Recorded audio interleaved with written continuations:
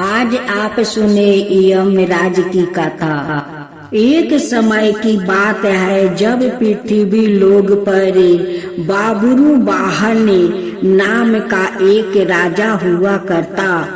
उनका राज बड़ा ही सुख था, समृद्धि था। राजा भी बड़े दयालु थे।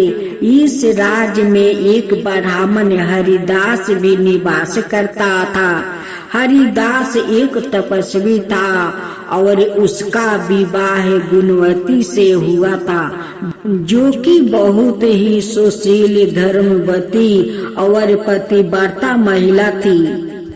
गुणवती ने जीवन भर में सभी देवी देवताओं की उपासना की और सभी प्रकार के व्रत की और दान धर्म भी किया करती थी। इसके अलावा अतिथि सेवा को भी अपना धर्म मानती थी। ऐसे ही हंसी खुशी और ईश्वर की उपासना करते हुए वो वृद्ध हो गई। जब उसकी मृत्यु हुई तो यम धर्मराज के दूत उसे अपने साथ धर्मराजपुर ले गए। यम लोग में सुंदर सिंहासन पर धर्मराज विराजमान थे और उनके ही पास में चित्रगुप्त भी बैठे थे। आपको पता ही होगा कि चित्रगुप्त के पास सभी प्राणियों के पाप पुण्य का लेखा जोखा होता है। चित्रगुप्त प्रभु को प्राणियों का लेख जोखे सुन रहे थे। तभी वहाँ यमदूत गुणवती को लेकर पहुँचे। गुणवती उन्हें देखकर थोड़ी भयभीत हुई और मुंह नीचे करे करी हो गई।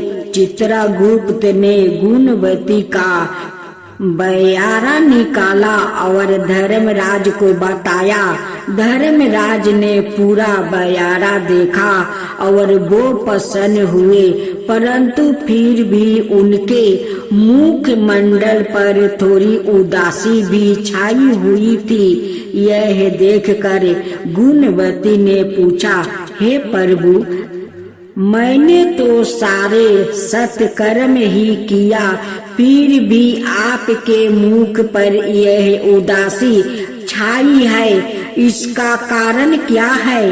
कृपा करके मुझे बताइए प्रभु, मुझसे क्या भूल हुई है?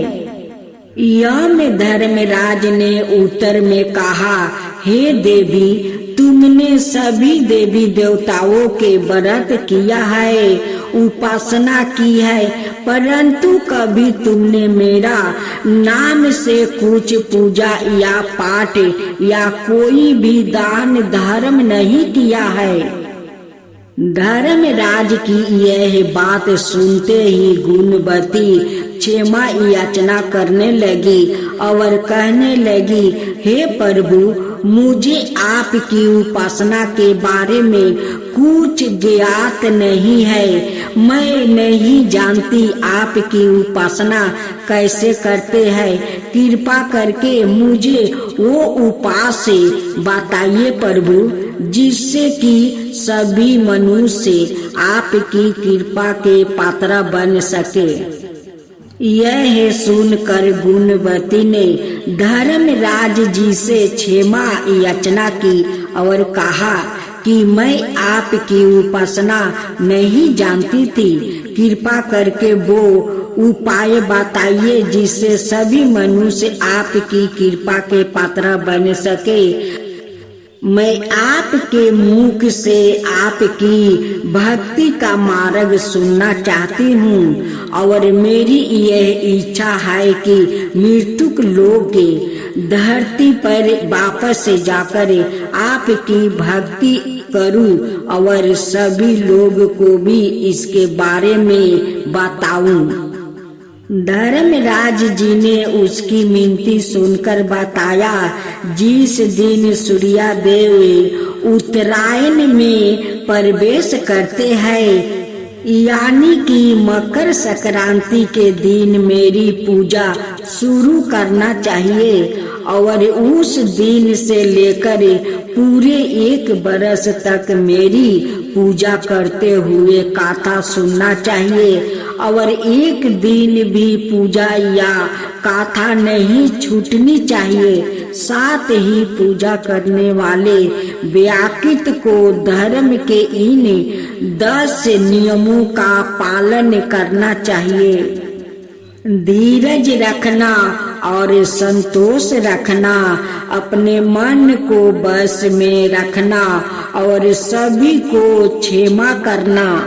हे यमराज भगवान, जो आपका गाथा कहे, जो सुने, जो हुंकार भरे, उन सब का ऊपर कृपा करना। हे यमराज, सबके ऊपर कृपा करना। यमराज की जय हो, यमराज की जय हो।